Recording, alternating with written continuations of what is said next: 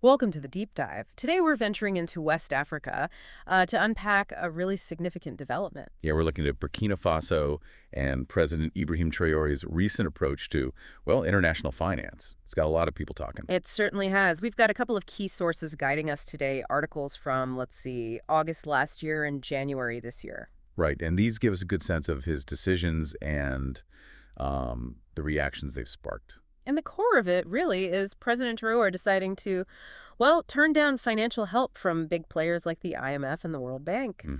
His reasoning, he believes Africa has what it takes to develop on its own. It's a striking stance, isn't it? Challenges the way things have often been done. And it's kicked off this important discussion about self-reliance, about the future path for African economies. Definitely. So let's dig into that declaration first. What exactly did he say that resonated so much? Well, the message reported is very direct, pretty powerful stuff. He basically said, Africa does not need the World Bank, IMF, Europe, or America. He followed with, we Africans have all it takes to develop our economies without foreign debt or loans. We cannot continue to be enslaved by these debts. Wow. Yeah, that's unambiguous. It really signals a potential pivot, doesn't it? A move away from that long-standing reliance on, foreign loans. And the conditions that come with them. That's key. Right. For so many African nations, that kind of external help has been, well, part of the picture for decades. Exactly. And you have to remember the context here. Colonialism, structural adjustment programs in the past, lots of factors fed into this reliance. So Traore's stance is a conscious break from that history. Aiming for a new kind of economic autonomy, maybe setting a precedent. And it seems like this message is really hitting home for a lot of people across Africa. Our sources point to quite a bit of support. Yeah, people who genuinely believe the continent's own resources, human and natural, are enough for prosperity. There's an argument there, isn't there, that focusing too much on foreign loans can perhaps distract leaders. Right, distract them from mobilizing their own resources, building sustainable strategies from within, plus concerns about debt cycles and, well, potential exploitation. One article mentions something attributed to Vladimir Putin, regardless of who said it. The point is interesting, about African wealth being invested outside Africa. Yeah, the quote uses this stark image, asking how development can happen in a graveyard for investment, meaning the capital isn't working within the continent. It's a vivid way to put it. Highlights the need for more investment in Africa, by Africans, maybe, stemming that capital flight. And that ties right back to Traore, urging Africans to invest in their own countries, build their own futures, not just look outwards. It feels like there's a sense that this isn't just talk. Someone was quoted saying he's putting into action what others just say. That suggests a certain credibility, doesn't it? A conviction behind the words. And maybe a growing optimism, a belief that African nations can build a prosperous future on their own terms. There's definitely that feeling. And some pretty bold statements, too. Yeah. Like that one saying, Africa can live without the rest of the world, but the rest of the world cannot live without Africa. Ooh, that really underscores a belief in the continent's inherent importance, its potential power on the world stage. It does. It feeds into this desire to break free from, as they put it, the shackles of debt and foreign influence, a call for Africa to rise. And Traore himself seems to be becoming a bit of a symbol for this idea of a new Africa ready to stand on its own feet. Precisely. Tapping into that desire for real self-determination, moving beyond old patterns of dependency. Okay, so let's shift gears a bit. We know about rejecting the IMF and World Bank loans. What else is happening economically under his leadership? What's the actual strategy? Well, the rejection itself is framed as pushing back against neo-colonial economic dependence, the idea that loans can keep countries reliant. And avoiding austerity measures, those spending cuts often tied to loans. Right. The focus instead seems to be internal growth, using their own resources more effectively. And there is some reported progress GDP growth mentioned, from about $18.8 billion to $22.1 billion. That sounds like a noticeable jump, although you always have to consider the starting point, right? Absolutely. Context is key. Yeah. But alongside that, they mentioned the government paying off local debts. That's interesting. Helps fiscal stability. And some tangible projects, too, industrial ones. Yes. 2 tomato processing plants, the first in the country, apparently. That's big for adding value to agriculture. And a new gold mine, described as state-of-the-art. Building internal capacity, step by step. And a really key policy mentioned is banning the export of unrefined gold to Europe. Ah, so keeping more of the value inside Burkina Faso. That seems to be the goal. Instead of just shipping out raw materials, they want to process them there. That's a common challenge across Africa, trying to move up that value chain. Makes sense. Generating more wealth and jobs domestically.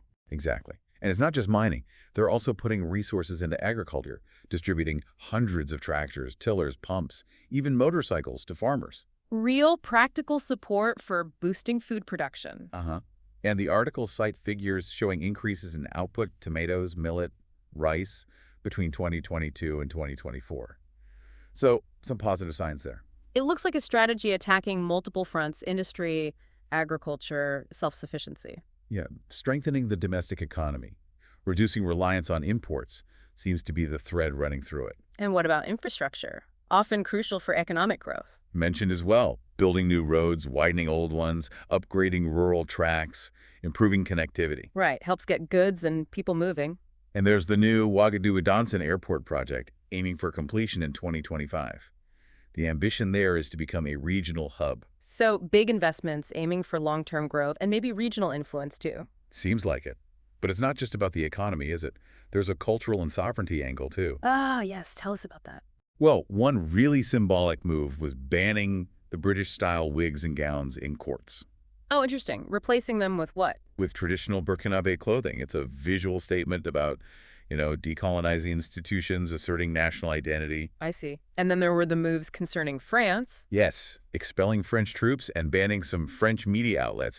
That's a very direct break from historical ties and perceived influence. So reclaiming agency politically and informationally, too. It's a broader push for sovereignty. Exactly. It goes beyond just money. It's about cultural pride, political autonomy. Okay, so putting all this together, the economic policies, the cultural assertions, how is this playing out beyond Burkina Faso's borders? What's the wider impact? Well, the sources suggest some view his leadership as a kind of challenge. A challenge to other regimes on the continent described as corrupt and incompetent. Setting a different example, perhaps. That seems to be the implication. There's even a comparison drawn with Kenya, mentioning issues like corruption and wealth inequality there, suggesting Traore offers an alternative model. And specific policies back this up. Well, the decision to cut salaries for ministers and parliamentarians by 30% while increasing civil servant pay by 50%, that's quite a statement on redistribution. Yeah, that would certainly get attention, directly tackling inequality. And establishing the first National Support Center for Artisanal Cotton Processing. Another move focused on empowering local, small-scale producers. So focusing on the grassroots level. Seems to be part of it. And his age just 35. That apparently resonates a lot, especially with Africa's very young population. They see a different generation of leader. So it sounds like his actions are genuinely inspiring calls for change elsewhere, maybe even making some established leaders nervous. The article suggests that, yes, that he might be unsettling regimes built on patronage, mediocrity, and oppression, as one source puts it. Quite strong language. It is. It suggests the ripples are spreading. Yeah, there's talk of his vision contributing to a kind of Pan-African awakening, this renewed push for self-determination across the continent. And his stance against perceived foreign exploitation must hit a nerve in countries still heavily reliant on borrowing. You'd think so. It forces a conversation, doesn't it, about the real costs and benefits of that reliance and whether there's another way. Okay, so let's try and pull this together. We've looked at President Traore's big decision on international finance, his focus on building up the internal economy industry, agriculture. His emphasis on cultural pride, national sovereignty. And the impact this is having, both inside Burkina Faso and the wider discussion it's sparking across Africa. Right. The main themes are really self-reliance, stepping away from foreign debt as the main driver, and really focusing on internal resources and national agency. And it's clear his approach is prompting some really fundamental conversations about economic independence, about leadership, about what it takes to achieve that. Which leads us to a final thought, something for you, the listener, to mull over.